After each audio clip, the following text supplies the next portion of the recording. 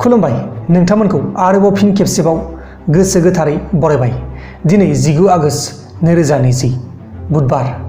फैदो दिननि फुंबिलिनि माखासे थालांनाय खौरांफोरखौ फारि फारि मिथिनानै लानि। गिबि खौराङा जाबाय प्रडिउसार आरो डिरेक्टर लमहार्सआ रिया चक्रवर्तीखौ गावनि ओंखारनो गोनां गोदान सावथुननिफ्राय रिजेक्ट खालामनाय जाबाय बा गोदान सावथुननिफ्राय होखारनाय जाबाय। मानोना बे रिया चक्रवर्तीया दासान्दि रावजोंबो सैजाला आरो बेनि फिउचारा थेर बेथेर जानायनि लामायाव दं होननानैबो फोसावनाय जादों। आरो लोगोसे मध्य प्रदेशनि चिफ मिनिस्टार बिथां शिवराज सिंह चौहानआ मध्य प्रदेशनि मानसिफोराल' गभर्नमेन्ट जबखौ मोननो हागोन होननानै मैयाहाय बिथाङा फोसावनानै होदों।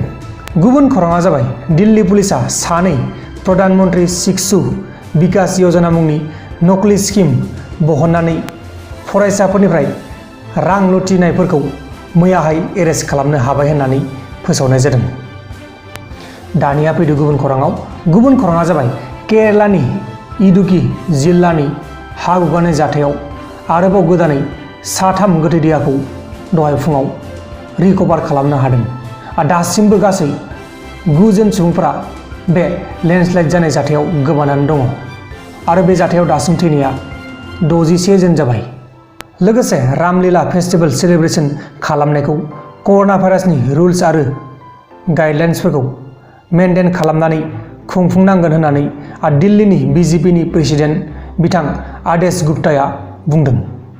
गुबुन फारसेथिं गवानि एमजिपि हानजानि 2 एमएलएफोरनाव मैयाहाय कर'ना पजिटिभ मोननाय जादों।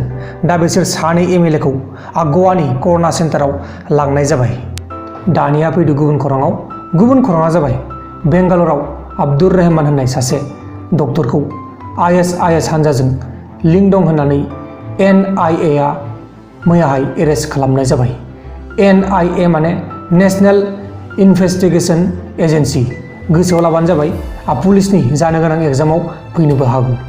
लोगोसे काश्मीरनि उत्तमपुर जिल्लायाव मैयाहाय 1 बोसोरनि उनाव 4G नेटखौ रेस्ट'र खालामनानै होबाय। उत्तमपुर जिल्लानि रायजो राजा बिथांमोना बे 4G इन्टारनेट रेस्ट'र खालामखांनायनि उनाव गोबां रंजानाय फोरमायदों। दानिया फैदो गुबुन खौराङा जाबाय जोंनि बे भारत हादराव केन्सार बेमारा बोसोरब्रैनि गेजेराव 10% बारायदों।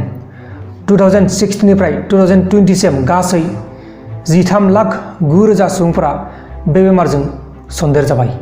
आरो लोगोफोर नोंथांमोना बांद्राय सादा आरो बिरि दाजा, नङाब्ला बे बेमारा जानो गोरलै मोनो। आरो लोगोफोर दिनैनि फुंबिलिनि माखासे थालांनाय रादाबफोरा बेखिनिल'मोन। जुदि नोंथांमोना आंनि बे भिडिअखौ मोजां मोनदों अब्ला भिडिअखौ लाइक खालाम, लोगोसे चेनेलाव गोदानबा चेनेलखौबो साबस्क्राइब खालाम। दाहाय बेलासियाव मोनसे रादाब फैगासिनो दं, बेलासिनि रादाब नोंथांमोना नायबानो जाबाय।